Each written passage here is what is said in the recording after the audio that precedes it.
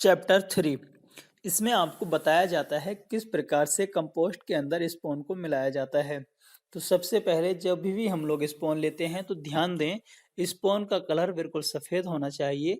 यदि स्पोन का कलर काला या मटियाले रंग का पाया जाता है तो ऐसे स्पोन का प्रयोग हमको कंपोस्ट के अंदर मिलाने में नहीं करना चाहिए।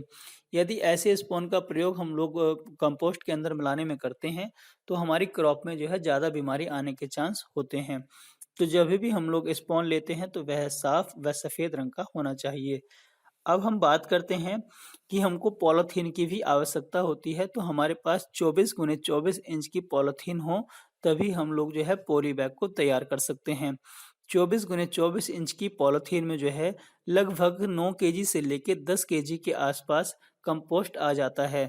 इस 10 केजी कंपोस्ट वाले बैग से हमको औसतन 2.5 केजी के आसपास शुद्ध ताज़ा बटन मशरूम प्राप्त होता है।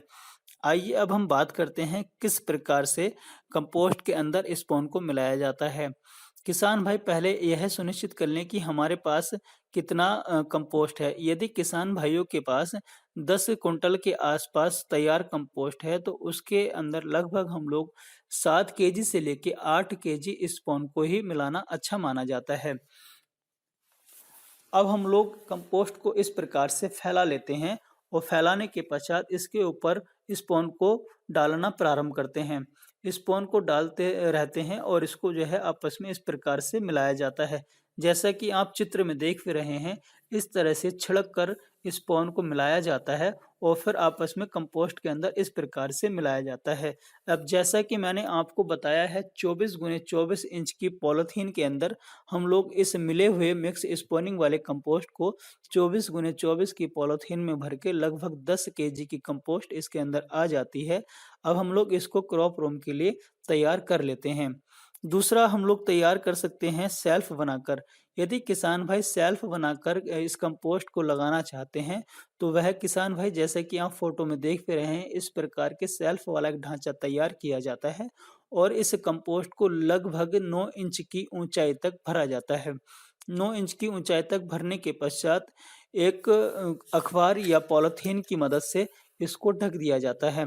ऐसा करने से हम लोगों को यह माइसीलम 15 दिन के अंदर रन हो जाता है और 15 दिन के पश्चात फिर केसिंग मिट्टी का इसके ऊपर एक सतह लगाई जाती है। केसिंग मिट्टी की सतह लगाने के ठीक 15 दिन के पश्चात हम लोगों को बटन मशरूम की क्रॉप निकलना प्रारंभ हो जाती है। जिस दिन से हम लोग कंपोस्ट के अंदर स्पोन को मिला के रखते हैं, ठीक उसके 30 दिन के पश्चात हमको बटन मशरूम मिलना प्रारंभ हो जाता है। बटन मशरूम प्राप्त करने के लिए हम लोगों को एक चरण से और गुजरना होता है जिसको हम बोलते हैं केसिंग मिट्टी। जब तक हम लोग केसिंग मिट्टी के सतह नहीं लगाते हैं तब तक हमको बटन मशरूम की बटन मशरूम की क्रॉप मिलना प्रारंभ नहीं होता है। तो आइए अब हम नेक्स्ट चैप्टर में बात करेंगे किस प्रकार से केसिंग मिट्टी को तैयार किया जाता है।